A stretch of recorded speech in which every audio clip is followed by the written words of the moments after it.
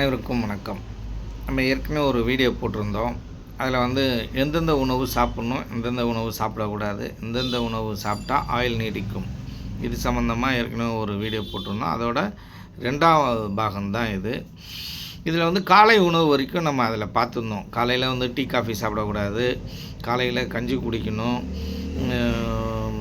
இல்லாட்டினா கூழ் இல்லை நீராவியில் வேக வைத்த உணவு இதெல்லாம் சாப்பிடணும் காலை உணவா அப்படின்னு சொல்லியிருந்தோம். பேஸ்ட்டு போட்டு பல் வளர்க்கக்கூடாது, பல்பொடியில் தான் பல் வளர்க்கணும், பேஸ்ட்டுங்கிறது கெமிக்கல் சார்ந்தது அப்படின்னு நம்ம ஏற்கனவே பார்த்தோம்.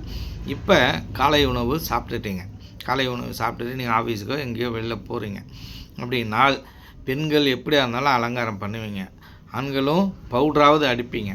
இப்போ இந்த பவுட்ரு பயன்படுத்தலாமா வேணாமா அப்படின்னு பார்த்தீங்கன்னா, அந்த பவுட்ரு பயன்படுத்தக்கூடாது. இந்த பவுட்ரு எதால் செய்யப்பட்டது அப்படின்னா, மைதா மாவுனால் செய்யப்பட்டது. அந்த மைதா மாவில் கொஞ்சம் வாசனை திரவியங்கள்லாம் கலந்து அதை வந்து கெமிக்கல் கலந்து அது பவுடராக வச்சுருக்காங்க. இது என்ன பண்ணுது அப்படின்னு கேட்டிங்கன்னா, உங்கள் முகத்தில் உங்கள் வேர்க்காமல் எப்படி வச்சுருக்கு அப்படின்னு கேட்டிங்கன்னா, நீ வந்து இந்த பவுடர் அடிங்க உங்களுக்கு வேர்க்கவே வேர்க்காது அப்படின்னு சொல்லுவான்.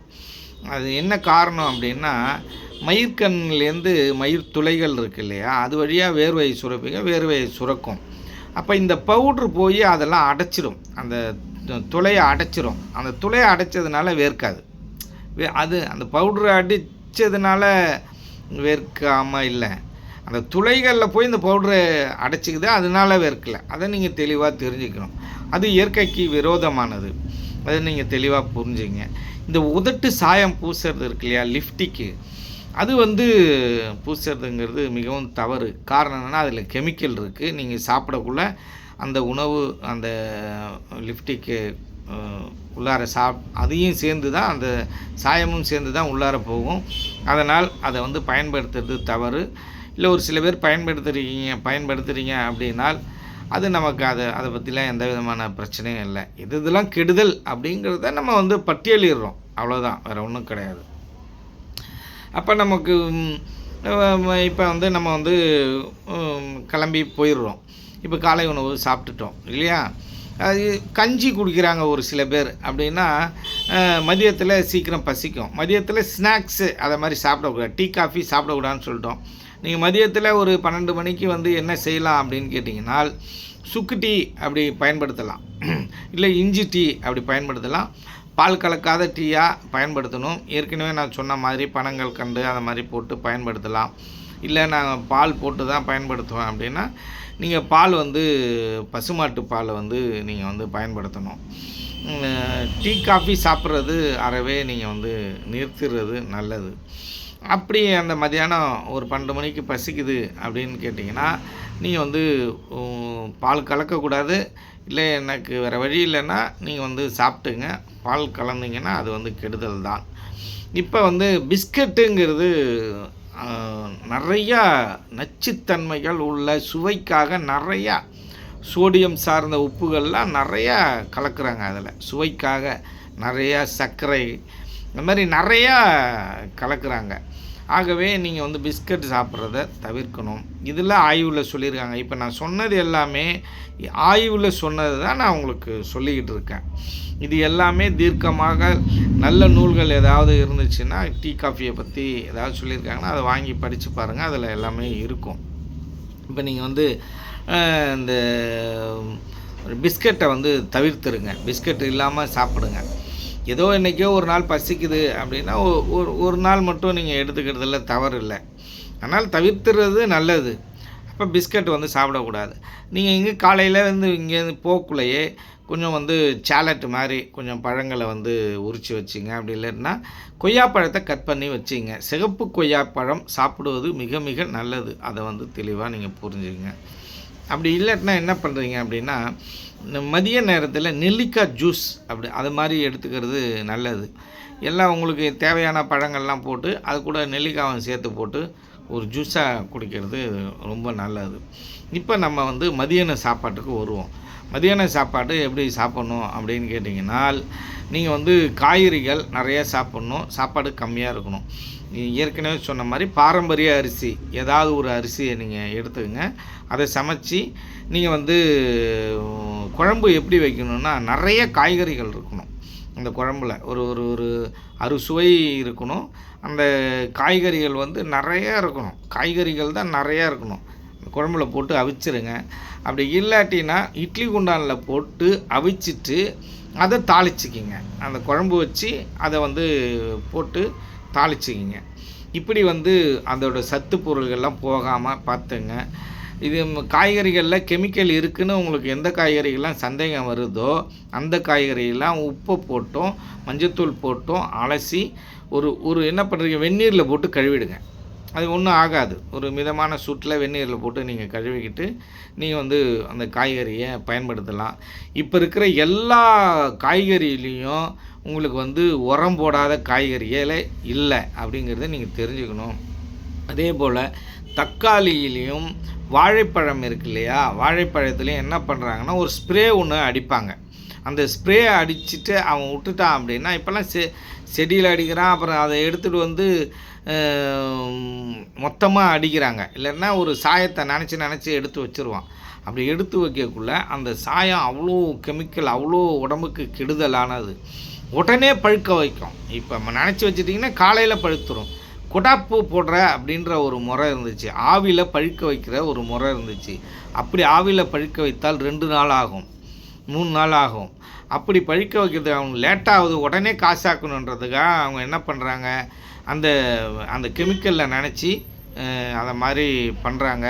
ஆகவே அதையும் நீங்கள் என்ன பண்ணணும் அப்படின்னு கேட்டிங்கன்னா, வெந்நீரில் நினச்சி தான் நீங்கள் அதை எடுத்துக்கணும். அந்த வேறு வழி இல்லை. நமக்கு வந்து நம்மளை அப்படிப்பட்ட உலகத்தில் நம்ம வாழ்ந்துக்கிட்டு இருக்கோம். இதையெல்லாம் மாற்றுறதுக்கு தான் நம்ம தற்சார்பு கொள்கைக்கு நம்ம போகிறோம். இந்த ஞான யோகா மையங்கிறது ஒரு இடத்த நிறுவி யாரெல்லாம் அமைதியாக வாழணும்னு நினைக்கிறீங்களோ, யாரெல்லாம் வந்து இயற்கையோட இயற்கையாக வாழணும், இயற்கையான காய்கறிகளை சாப்பிட்ணுன்னு நினைக்கிறீங்களோ அவங்களெல்லாம் ஒருங்கிணைச்சி ஒரே இடத்துல எல்லாமே வாழறதுக்கான ஒரு ஏற்பாடுங்கிறத பண்ண போகிறோம். அதற்கான முயற்சிகள்லாம் நடந்துக்கிட்டு இருக்குது. இப்போ வந்து அப்படி வந்து எல்லா பழத்துலேயும் அதை மாதிரி பிரச்சனைகள் இருக்குது. ஆப்பிளை வந்து தோலை சீவிட்டு சாப்பிடுங்க. ஆப்பிளில் வந்து ஒரு மெழுகு தடவுவாங்க. அந்த மெழுகு தடவுனா தான் காஷ்மீர்லேருந்து 2 நாள் 3 நாள் வரும். ஃப்ளைட்லேயும் வருது. வந்தாலுமே அதுக்கு சீக்கிரம் கெடாமல் இருக்கிறதுக்கு ஒரு மெழுகு தடவுவாங்க. அந்த மெழுகை வந்து சுரண்டிட்டு சாப்பிடுங்க. இல்லைன்னா வெந்நீரில் போட்டு நல்ல சூடான வெந்நீரில் போட்டு முக்கி எடுத்து நீங்கள் வந்து அதை வந்து சாப்பிட்டுக்கணும். இப்படி பழ வகைகள்லாம் உங்களுக்கு நிறையா இருக்குது. திராட்சை எல்லாமே எப்படி பார்த்தீங்கன்னா அப்படியே அந்த உரத்தில் தான் அது வந்து விளையும். இந்த திராட்சை, இந்த காலிஃப்ளவர் இதெல்லாம் அப்படியே உரத்தில் தான் விளையும். அதனால் அதெல்லாம் நீங்கள் அவசியம் நீங்கள் வந்து மஞ்சத்தூள் உப்பு போட்டு அதை வந்து கழுவி எடுத்து இல்லை வெந்நீரில் போட்டு எடுத்துக்கணும். எடுத்து தான் நீங்கள் வந்து சாப்பிடணும். அதை நீங்கள் வந்து தெளிவாக தெரியும். அப்படி சாப்பிட்லன்னா வயிறெல்லாம் புண்ணாகிடும். ஏற்கனவே வயிறு புண்ணாக தான் இருக்குது அப்படிங்கிறத நம்ம வந்து தெளிவாக புரிஞ்சுக்கணும். இதிலெல்லாம் கெமிக்கல் இருக்குது. அப்போ இப்போ மதியான சாப்பாட்டுக்கு வருவோம். நம்ம சாப்பிட்ற முறை அப்படின்னு கேட்டிங்கன்னா எப்படி அப்படின்னா, எல்லா குழம்பும் நிறைய காய்கறிகள் போட்டுங்க. எந்த குழம்பு செஞ்சாலும் அதில் தேங்காயை கொஞ்சம் அரைச்சி ஊற்றிங்க. சாம்பாரே வச்சாலும் அதில் கொஞ்சம் தேங்காயை அரைச்சி ஊற்றுங்க. சித்த வித்தியார்த்திகளாக இருந்தால் ஆசிரமத்தில் இப்படி தான் அவங்க பயன்படுத்துகிறாங்க. அவங்க குடம்புளியை பயன்படுத்துகிறாங்க. நம்மளை போல் புளியை பயன்படுத்தலை. இப்போ நீங்கள் வந்து புளியை வந்து கொஞ்சமாக சேர்த்துங்க. குடம்புளி கிடச்சிதுன்னா குடம்புளியில் கொஞ்சம், இந்த புளியில் கொஞ்சம் சேர்த்துங்க. அப்புறம் போக போக குடம்புளிக்கு மாறிக்கிங்க. அந்த புளிங்கிறது ரொம்ப கெடுதலானது. காரத்தையும் கம்மியாக சேர்த்துங்க. எந்த குழம்பு நீங்கள் வச்சாலும் அதில் தேங்காயை அரைச்சி ஊற்றிடுங்க. அப்போ தான் அந்த காரத்தன்மையை எடுத்துரும். சுவையும் இருக்கும். காய்கறிகளையும் நிறையா போட்டுங்க. பொரியலையும் நிறைய பொரியல் செஞ்சு வச்சுங்க. நம்ம நாட்டு காய்கறிகளாக பார்த்து பொரியல் பண்ணிக்கங்க.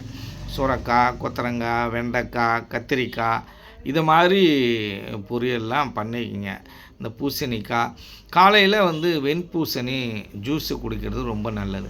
மதியானம் நீங்கள் வந்து சாப்பிடக்குள்ள வெண்பூசணியில் ஒரு பொரியல் இருக்கணும். இல்லைன்னா சாம்பார்லேயோ புளி குழம்பு வச்சாலோ காரக்குழம்பு வச்சாலோ கட் பண்ணி போட்டுங்க, நிறைய போட்டுங்க. வெண்பூசணிங்கிறது நீங்கள் வந்து டெய்லி பயன்படுத்தணும், இல்லைன்னா 2 நாளைக்கு ஒரு முறை கண்டிப்பாக பயன்படுத்தியே ஆகணும். கீரைகளெல்லாம் நீங்கள் என்ன பண்ணணும் அப்படின்னு கேட்டிங்கன்னா, கீரைகள்லாம் நல்லா அதிலெல்லாம் உரம் அதிகமாக இருக்கும். அதனால் வந்து அதெல்லாம் வெந்நீரில் போட்டு நீங்கள் உப்பு போட்டு கழுவி எடுத்துக்குங்க.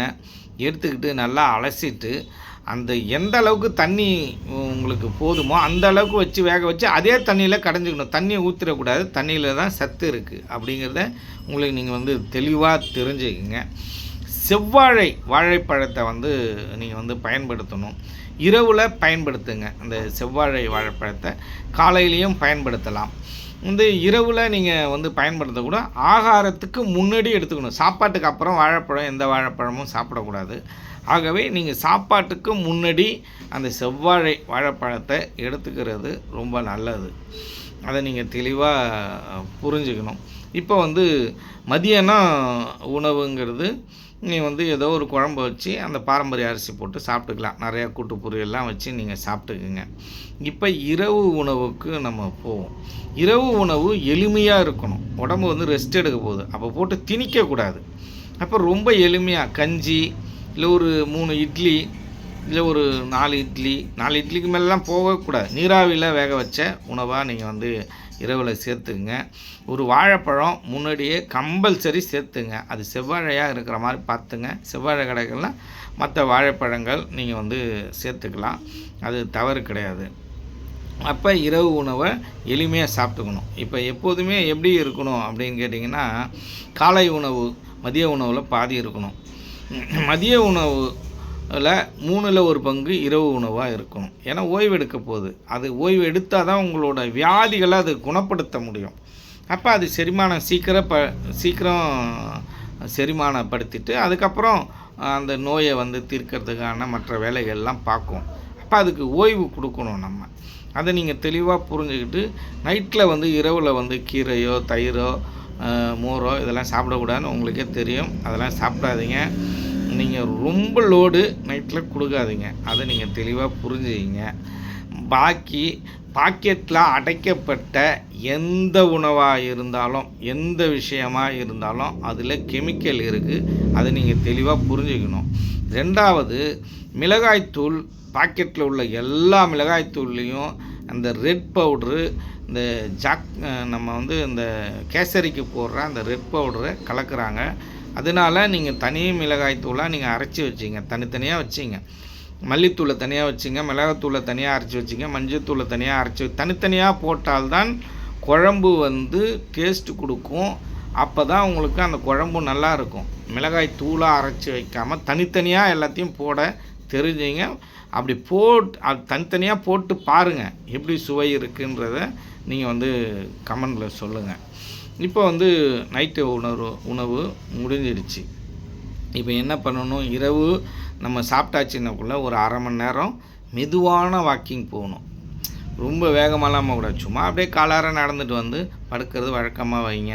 அப்படி இல்லைன்னா கொஞ்சம் நேரம் உட்காந்து இருந்துட்டு உடனே படுக்காமல் கிட்டத்தட்ட ஒரு 1/2 மணி நேரம் 1 மணி நேரம் கழித்து நீங்கள் இரவில் தூக்கத்துக்கு போங்க. இந்த பசங்களுக்கெல்லாம் இதை வந்து சொல்லி கொடுங்க. இப்போ எந்தெந்த கூல்ட்ரிங்க்ஸ் இருக்கு இல்லையா, நீங்கள் சாப்பிட்ற எந்த கூல்ட்ரிங்க்ஸாக இருந்தாலும் சரி, கலராக இருந்தாலும் சரி, தடை செய்யப்பட்ட ஏகப்பட்ட பானங்கள் இருக்குது. நம்ம கொடுக்கக்கூடிய லொட்டு லொசுக்கு பேர் சொல்ல விரும்பலை. எல்லா பானங்களும் கெமிக்கலை சார்ந்தது தான். நம்ம நாட்டில் தயாரித்தாலும் வெளிநாட்டில் தயாரித்தாலும் அதில் கெமிக்கல் இருக்குது. அதில் நிறைய சுகர் இருக்குது. இந்த வெள்ளை ஜீனியை பயன்படுத்தாதீங்க. அப்படி சீனியை பயன்படுத்திங்கன்னா கருப்பாக உள்ளதை பயன்படுத்துங்க. எந்தெந்தக்கெல்லாம் வெள்ளை அதிகமாக ஆகுதோ அந்த அளவுக்கு அதில் வந்து சல்ஃபர் கலக்கிறான் அப்படிங்கிறத நீங்கள் தெரிஞ்சுக்கணும். வெள்ளையாக இருக்க சல்ஃபர் அதிகமாக இருக்குதுன்னு அர்த்தம். அதில் வந்து குதிரையோட அந்த வெள்ளையாக்கிறது, குதிரையோட எலும்பை கலக்கிறது, இந்த மாதிரி கலப்படங்கள் நீங்கள் வந்து நிறைய இருக்குது. நம்ம சாப்பிட்ற எல்லா உணவுலையும் கலப்படம் இருந்துக்கிட்டே இருக்குது. அந்த எல்லா கலப்படத்தையும் இந்த உடம்பு ஏற்றுக்குச்சு. அப்படி ஒரு விஷயத்தை வந்து இறைவன் வந்து இந்த உடம்புக்கு கொடுத்துருக்கான்.